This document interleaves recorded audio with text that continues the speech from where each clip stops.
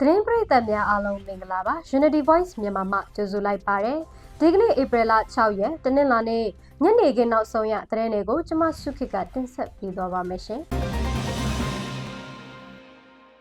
ပထမဆုံးသတင်းတစ်ပုဒ်အနေနဲ့သခိုင်းတိုင်းကဏီမြို့နယ်အတွင်းကဏီမြို့နယ်ထဲကနေထွက်လာတဲ့အကြမ်းဖက်စစ်ကောင်စီစစ်ကြောင်းတစ်ခုကို PDF ပူးပေါင်းတပ်တွေကကြားဖြတ်တိုက်ခိုက်ခဲ့ပြီးစစ်ကောင်စီဘက်ကတေဆုံးသူတွေရှိခဲ့တယ်လို့တရားရရှိသူတွေကိုနွားလှဲတွေနဲ့ဆွဲထုတ်သွားကြောင်းသတင်းရရှိပါတယ်။ဧပြီလ4ရက်နေ့မနက်7:00နာရီခန့်မှာကဏီမြို့တစ်ဖက်ကမ်းရှိအလဲကျွန်းရွာအနီးတိုက်ပွဲပြင်းထန်စွာဖြစ်ပွားခဲ့တာဖြစ်ပြီးအဲ့ဒီရွာဟာကျန်းဖက်စစ်ကောင်စီတပ်နဲ့ပြူစောထီတွေတပ်ဆွဲထားတဲ့နေရာတစ်ခုဖြစ်ပြီးမြေဝါချောင်းတစ်ဖက်ကမ်းမှာတည်ရှိနေပါတယ်။အကျန်းဖက်စစ်ကောင်စီဘက်ကအင်အား90ခန့်နဲ့ရိတ်ခါလာတဲ့ယူနေချိန် PDF ပူပေါင်းတပ်တွေကကြားဖြတ်တိုက်ခိုက်ခဲ့တာဖြစ်ပြီးချောင်းရိတ်ခမ်းနေတဲ့အတွက်နွားလဲတွေကိုအသုံးပြုပြီးရိတ်ခါတဲ့ယူနေကြတာဖြစ်တယ်လို့ဒေသခံသတင်းရင်းမြစ်တွေကပြောပါတယ်။တိုက်ခိုက်ခံရတဲ့နောက်စစ်ကောင်စီတပ်ဘက်ကစူဆိုက်ဒရုန်းတွေအသုံးပြုပြီးပြန်လည်တိုက်ခိုက်က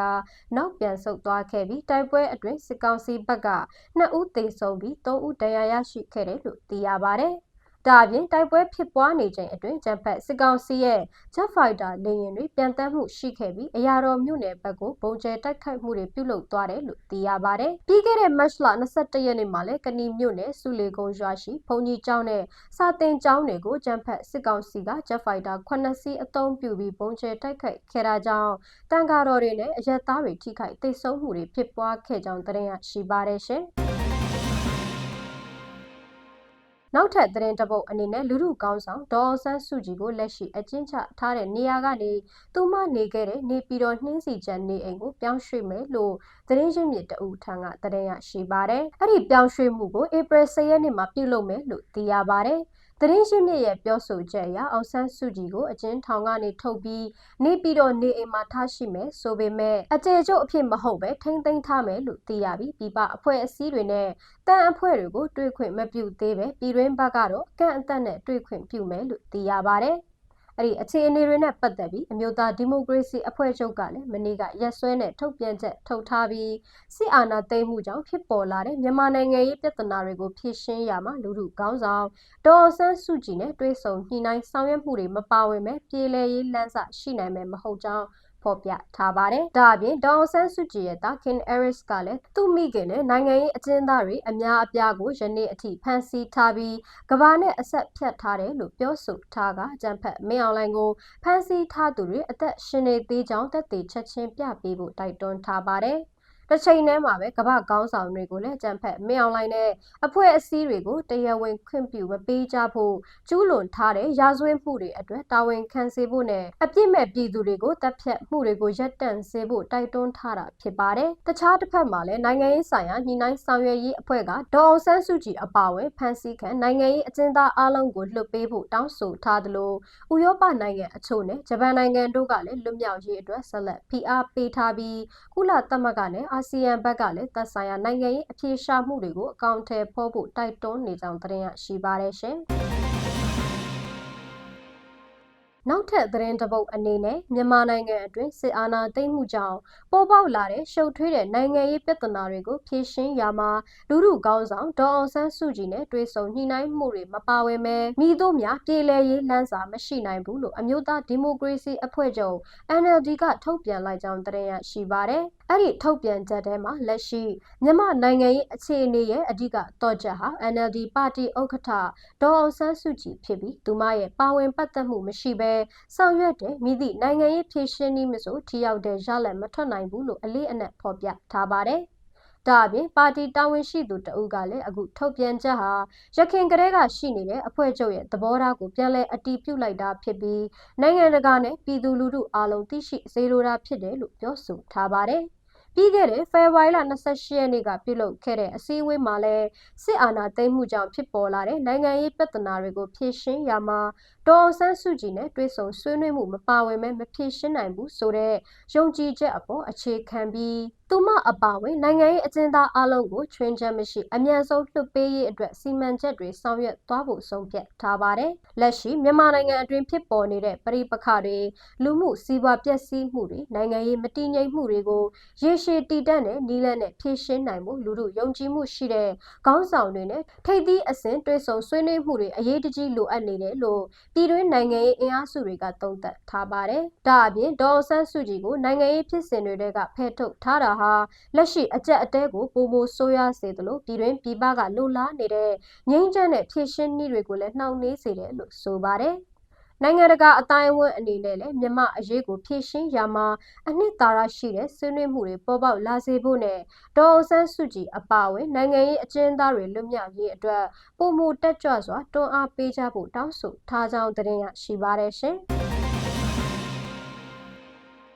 နောက်ထပ်သတင်းတစ်ပုဒ်အနေနဲ့စစ်အာဏာသိမ်းမှုကိုကာကွယ်ပြောဆိုနေတဲ့အကြမ်းဖက်ဇော်မင်းထွန်းကိုစစ်တပ်ဘက်နဲ့အရက်ဘက်ရာသူအားလုံးမှအနာပေးလိုက်ပြီဖြစ်ကြောင်းနေပြည်တော်ဘက်စစ်ဘက်သတင်းရှင်းမြစ်တွေစီကသတင်းရရှိပါတယ်။ပြီးခဲ့တဲ့မတ်လအတွင်းမှာအကြမ်းဖက်စစ်ကောင်စီရဲ့ပြည်သူ့ဆက်ဆံရေးနဲ့စိတ်သက်စစ်စင်ရေးတပ်ဖွဲ့ညွှန်ကြားရေးမှုဖြစ်တဲ့ဗိုလ်ချုပ်ဇော်မင်းထွန်းကိုစစ်ဘက်ရာထူးမှအနာပေးခဲ့တယ်လို့ပြန်ကြားရေးဒုဝန်ကြီးတာဝန်မှလည်းဖယ်ရှားလိုက်ပြီးလက်ရှိမှာတော့နေအိမ်မှာသာရှိနေပြီးဖန်စီစစ်ဆေးတာမျိုးမရှိသေးဘူးလို့သိရပါတယ်။နေပြည်တော်ဘက်စစ်ဘက်သတင်းရှင်းမြစ်တစ်ခုကလည်းစစ်ဘက်ရာထူးနဲ့အရက်ဖက်ရာထူးနှစ်မျိုးစလုံးမှာအကြမ်းဖက်ဇော်မင်းထွန်းမရှိတော့ဘူးဖြစ်ပြီးအဲ့ဒီအပေါ်တိုင်ကြားစာတက်တာတွေရှိတယ်လို့သိရပေမဲ့အသေးစိတ်အကြောင်းအရာတွေကိုတော့မသိရသေးဘူးလို့ပြောပါတယ်။အဲ့ဒီလိုယာရုတာဝန်တွေကနေဖယ်ရှားထားပေမဲ့အကြမ်းဖက်စစ်ကောင်စီဘက်ကတရားဝင်အမိန့်ထုတ်ပြန်တာမျိုးမရှိသေးဘူးဖြစ်ပြီးအများပြည်သူကိုတရားဝင်အသိပေးထားတာမတွေ့ရသေးဘူးလို့သိရပါတယ်။နေပြည်တော်မှာပြုလုပ်ခဲ့တဲ့အခမ်းအနားတစ်ခုမှာအကြမ်းဖက်မင်းအောင်လှိုင်ကဝန်ကြီးနဲ့ဒုဝန်ကြီးတွေကိုဂုဏ်ပြုစုပေးအပ်ခဲ့ရမှာပြန်ကြားရေးဝန်ကြီးမောင်မောင်အောင်နဲ့ဒုဝန်ကြီးရဲတင့်တို့ကိုသာတွေ့ရပြီးအကြမ်းဖက်ဇော်မင်းထွန်းကိုတော့မတွေ့ရဘူးလို့သိရပါတယ်။ဒါအပြင်အကြမ်းဖက်ဇော်မင်းထွန်းဟာမမောင်အုံးနဲ့ဆက်ဆံရေးမပြေလည်မှုတွေရှိနေတယ်လို့လည်းသိရှိရပြီးသူ့ရဲ့စစ်ဘက်ယာရုဖြစ်တဲ့ပြည်သူဆက်ဆံရေးနဲ့စိတ်သက်စစ်စင်ရေးတပ်ဖွဲ့ညွှန်ကြားရေးမှုအဖြစ်ဗိုလ်မှူးချုပ်ရဲရင်အောင်ကိုအစားထိုးခန့်အပ်လိုက်ကြောင်းသိရှိရပါတယ်။အကြမ်းဖက်မင်းအောင်လှိုင်ကသမရအဖြစ်တာဝန်ယူပြီးပြန်လည်ဖွဲ့စည်းမဲ့အစိုးရတစ်မှာအကြမ်းဖက်ဇော်မင်းထွန်းမပါဝင်နိုင်ဖွယ်ရှိပေမဲ့သူ့ဘက်ကအတနာခံစားနဲ့ထုချေလွှာတင်သွင်းထားပြီးလက်ခံရရှိပါကပြန်လည်ပါဝင်နိုင်ခြေရှိတယ်လို့သုံးသပ်မှုတွေရှိနေကြောင်းသတင်းရရှိပါတယ်ရှင်။နောက်ထပ်သတင်းတစ်ပုဒ်အနေနဲ့မကွေးတိုင်းငဖဲမြို့နယ်အတွင်းအကြမ်းဖက်စစ်ကောင်စီရဲ့နေရီကန်ဗျူဟာစခန်းအနီးနေရာ၃ခုမှာလက်တလောတိုက်ပွဲတွေပြင်းထန်နေကြောင်းသတင်းရရှိပါတယ်။နေရီကန်ဗျူဟာစခန်းကိုအာရခတပ်တော် AA နဲ့မဟာမိတ်ပူးပေါင်းတပ်တွေကမတ်လအစပိုင်းကစပြီးပိတ်ဆို့ထိုးစစ်ဆင်နေကြတာဖြစ်ပြီးဗျူဟာစခန်းအနီးအနားသာမကအနီးဆုံး2မိုင်ခန့်အကွာရှိပစီရွာနဲ့ဂုတ်ကြီးကျေးရွာအနီးတွေမှာပါတိုက်ပွဲတွေဆက်တိုက်ပြင်းထန်နေပါတယ်။မြေပြင်သတင်းရှင်းမြစ်တအုပ်ရဲ့ပြောဆိုချက်အရတိုက်ခိုက်မှုတွေဆက်လက်ပြင်းထန်နေပြီးအကြမ်းဖက်စစ်ကောင်စီဘက်ကလေကြောင်းတိုက်ခိုက်မှုတွေကိုနေ့စဉ်ဆက်တိုက်ပြုလုပ်နေသလိုတိုက်ပွဲတွေဟာပစီရွာနဲ့ဂုတ်ကြီးကျေးရွာအနီးထိကျယ်ပြန့်လာနေတယ်လို့သိရပါတယ်။မတ်လအစပိုင်းတိုက်ပွဲတွေအတွင်းနေရီကန်ဗျူဟာရဲ့နောက်ဆုံးကာကင်းဖြစ်တဲ့ကြက်ချံကုန်းကာကင်းကို AA နဲ့ပူးပေါင်းတပ်တွေကသိမ်းယူထားပြီးနောက်ဗျူဟာစခန်းကိုဦးတည်တဲ့အနီးကပ်စစ်စင်ရေးတွေဆက်လက်လှုပ်ဆောင်နေပါတယ်။တစ်ဖက်မှာလည်းအကြမ်းဖက်စစ်ကောင်စီဘက်ကဗျူဟာစခန်းကနေ2မိုင်ခန့်အကွာရှိအရှေ့မြောက်ပစီရွာနဲ့အရှေ့တောင်ဘက်ဂုတ်ကြီးကျေးရွာဘက်ကို AR ဖြည့်တင်းပြီးစစ်ကြောင်းထိုးဖို့စ조사နေတယ်လို့ AA နဲ့မဟာမိတ်ပူးပေါင်းတပ်တွေကလည်းဖျက်တောက်တိုက်ခိုက်မှုတွေပြုလုပ်နေပါတယ်။နေရီကန်ဗျူဟာနဲ့ပစီရွာဂုတ်ကြီးကျေးရွာတွေကိုပူးပေါင်းတပ်တွေကဖျက်တောက်ထိန်းချုပ်ထားပြီးဗျူဟာစခန်းအတွင်းကဘာလုံးပုံအဆောက်အဦထဲမှာတရားရအကြမ်းဖက်စစ်ကောင်စီတပ်ဖွဲ့ဝင်တွေကိုစိတ်ကူတာပေးနေတယ်လို့သိရပါတယ်။အကြမ်းဖက်စစ်ကောင်စီဘက်ကလည်း Y12 လေယာဉ်တွေ Jet Fighter တွေ drone တွေအသုံးပြုပြီးနေရီကန်ဗျူဟာပတ်ဝန်းကျင်ကိုနေ့စဉ်ပုံကျဲတိုက်ခိုက်နေသလိုမတ်လ25ရက်နေ့မှာလည်းမန်ချောင်းအနီးကြောင်နွားတိုးဆယ်နာမှာတိုက်ပွဲပြင်းထန်ခဲ့ပြီးစစ်ကောင်စီတပ်ဖွဲ့ဝင်20ခန့်သေဆုံးခဲ့တယ်လို့သိရပါတယ်။နေရီကန်ဗျူဟာအနီးတိုက်ပွဲတွေမှာအာရခတပ်တော် AA နဲ့အတူဗမာပြည်သူလွတ်မြောက်ရေးတပ်တော် BBLA ချင်းကာကွယ်ရေးတပ် CDF အာရှိုနဲ့မဟာမိတ်တပ်တွေပူးပေါင်းတိုက်ခိုက်နေကြောင်းသတင်းရရှိပါတယ်ရှင်။ နောက်ထပ်သတင်းတစ်ပုဒ်အနေနဲ့ချင်းပြည်နယ်မြောက်ပိုင်းဖလန်းမြို့နယ်အတွင်းစစ်ကြောင်းထိုးဝင်ရောက်လာတဲ့အကြမ်းဖက်စစ်ကောင်စီတပ်တွေဟာဒေသခံပြည်သူတွေမွေးမြူထားတဲ့အိမ်မွေးတိရစ္ဆာန်တွေကိုခိုးယူတပ်ဖြတ်ပြီးစားတောက်နေကြတယ်လို့ဒေသခံတွေထံကသိရှိရပြီးဒေသတွင်လူမှုဘဝအခက်အခဲတွေပိုမိုတိုးလာနေကြောင်းသတင်းရရှိပါတယ်။အဲ့ဒီစစ်ကြောင်းဟာအယက်သားပြည်သူတွေနေထိုင်တဲ့ကျေးရွာတွေအနီးမှာအခြေချတပ်ဆွဲထားပြီးရိတ်ခါပြက်လက်မှုကြောင့်ပြည်သူတွေမွေးမြူထားတဲ့တိရစ္ဆာန်တွေကိုရိတ်ခါအဖြစ်အသုံးပြုနေကြတာဖြစ်တယ်လို့ဒေသခံတွေကပြောပါတယ်။ဒေသခံတဦးရဲ့ပြောဆိုချက်အရကျန်းဖက်စစ်ကောင်စီဘက်ကိုလေကြောင်းကနေလက်နက်ခဲယံတွေချပေးနေပေမဲ့ရိတ်ခါတွေမပါဝင်တဲ့အတွက်အခုလိုပြည်သူပိုင်တိရစ္ဆာန်တွေကိုခိုးယူတပ်ဖြတ်စားတောက်နေကြတာဖြစ်တယ်လို့သိရပါတယ်။ကလေးမျိုးဘက်ကနေဖလန်းမျိုးဘက်ကိုစစ်ကြောင်းထိုးလာတဲ့အကြမ်းဖက်စစ်ကောင်စီစစ်ကြောင်းဟာဖလန်းမျိုးမြောက်ဘက်ချမ်းရှိကလေးဖလန်းလမ်းမနဲ့ဖလန်းတိုင်းငင်ကားလန်တလျှောက်ကျေးရွာတွေမှာခြေကုပ်နေရာယူတပ်ဆွဲထားပါတယ်။အဲ့ဒီလိုကျေးရွာအနီးတပ်ဆွဲထားတဲ့အတွက်ဒေသခံရွာသားတွေဟာတိုက်ပွဲဖြစ်ပွားနိုင်တဲ့အနေရနဲ့ဖမ်းဆီးခံရနိုင်တဲ့အခြေအနေတွေကြောင့်ရွာထဲမနေရတော့ပဲဘေးလိုရာတောတောင်တွေထဲထွက်ပြေးတိမ်းရှောင်နေကြရပါတယ်။ရွာသားတွေထွက်ပြေးတိမ်းရှောင်နေတဲ့အချိန်အိမ်မွေတိရစ္ဆာန်တွေကိုရွာထဲမှာပဲပစ်ထားခဲ့ရပြီးပိုင်ရှင်မရှိတဲ့အခြေအနေကိုအသုံးချကအကြမ်းဖက်စစ်ကောင်စီတပ်တွေကစိတ်ကြိုက်ဖမ်းဆီးတပ်ဖြတ်စားတောက်နေကြတာဖြစ်တယ်လို့ဒေသခံတွေကပြောပါတယ်။လက်ရှိဖလန်းမြို့နယ်အတွင်းအကြမ်းဖက်စစ်ကောင်စီနဲ့ဒေသကာကွယ်ရေးတပ်ဖွဲ့တွေကြားစစ်ရေးတင်းမာမှုတွေဆက်လက်ရှိနေပြီးလေကြောင်းတိုက်ခိုက်မှုအန္တရာယ်နဲ့စစ်ကြောင်းထိုးဝင်ရောက်မှုတွေကြောင့်ဒေသခံပြည်သူတွေနေရက်မပြန်နိုင်သေးကြောင်းသတင်းရရှိပါတယ်ရှင်။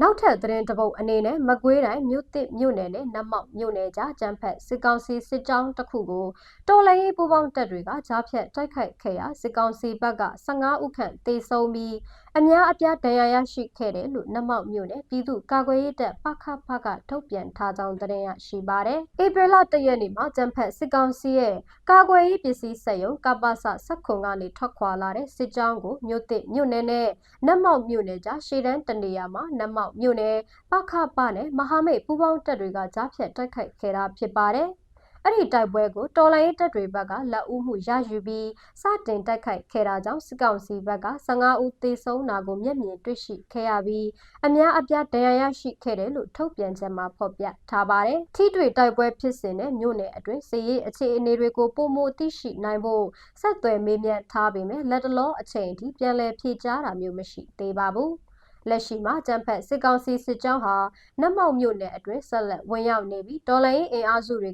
ကခုခံတိုက်ခိုက်နေကြတာကြောင့်ကျေးရွာတွေတဝိုက်မှာထိတွေ့တိုက်ပွဲငယ်တွေဆက်လက်ဖြစ်ပွားနေပါတယ်။ဒါကြောင့်ဒေသခံပြည်သူတွေအနေနဲ့စစ်စင်ရေးကာလအတွင်းစစ်ရေးသတိစစ်ရေးအသည့်နဲ့တိုက်ပွဲဖြစ်ပွားနေတဲ့ဧရိယာတွေနဲ့ဆက်ဆက်ဒေသတွေမှာမိုင်းအန္တရာယ်လက်နက်ကြီးအန္တရာယ်နဲ့လေကြောင်းအန္တရာယ်တွေကိုအထူးဂရုပြုပြီးတွာလာနေထိုင်ကြဖို့နတ်မောက်မြို့နယ်ပြည်သူ့ကာကွယ်ရေးတပ်ပခဘကတိုက်တွန်းထားကြောင်းသတင်းရရှိပါတယ်ရှင်။